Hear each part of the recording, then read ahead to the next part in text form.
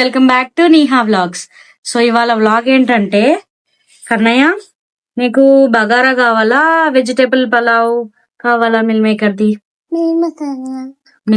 కావాలా? చెప్పు మరి గట్టిగా. అసలు ఏం జరుగుతుంది ఇక్కడ? ఓకే, హాట్ వాటర్ లో ఇట్లా మిల్ మేకర్ యాడ్ చేసుకోవాలి. అది కాసేపు ఇట్లా సోక్ అయ్యాక టెక్స్చర్ సాఫ్ట్ గా అయిపోతాయి. దాని తర్వాత మనం కుకింగ్ స్టార్ట్ చేసుకోవచ్చు. ఇట్లా రావాలి, ఆ టెక్స్చర్ వస్తే పర్ఫెక్ట్ అన్నట్టు. స్క్వీజ్ చేయాలి వాటర్ అంతా.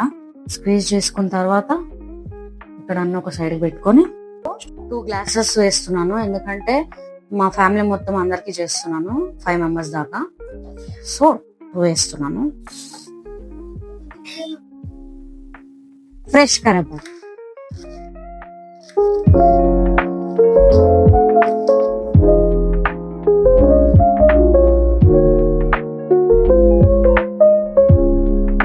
ఇది హోమ్ మేడ్ గీ అండి. నేనే ఇంట్లో తయారు చేస్తాను. ఇది కూడా కంప్లీట్ వీడియో నెక్స్ట్ పోస్ట్ చేస్తాను. కొంచెం గీ అండ్ కొంచెం ఆయిల్ వేయాలి, అప్పుడు టేస్ట్ తర్వాత జీరా. బాబు కోసం కాబట్టి నేను కొంచెం జీరా ఎక్కువనే వేసాను.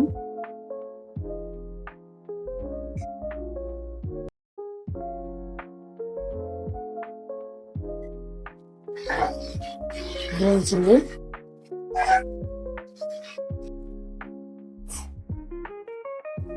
అల్లం వెల్లుల్లి పేస్ట్ వేసుకొని బాగా వేగే వరకు కలుపుకోవాలి. మీద చిటికెడు పసుపు,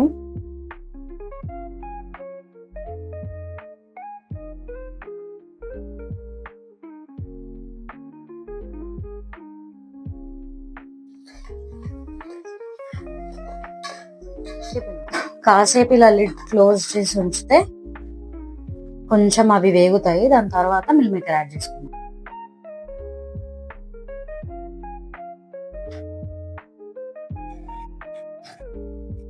నేను కారం ఓన్లీ 1.5 స్పూన్ వేసుకుంటున్నా. అంటే 1.5 స్పూన్ కూడా కంప్లీట్ వేయలేదు, బాబు తింటాడు కాబట్టి. తర్వాత ధనియా పౌడర్, కసూరి మేతి ఉంటే అది యాడ్ చేసుకోవచ్చు. నాకు అది చాలా ఇష్టం, నాకు అది లేదు అవైలబుల్స్. అయితే నార్మల్ గా ఇలా వేస్తున్నా.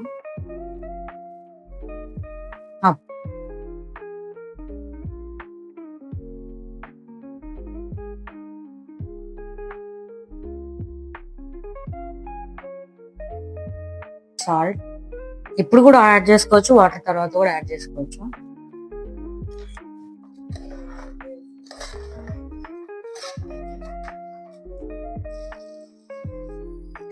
టూ గ్లాసెస్ రైస్ తీసుకున్నా కాబట్టి 4 గ్లాసెస్ ఆఫ్ వాటర్ వేయాలి.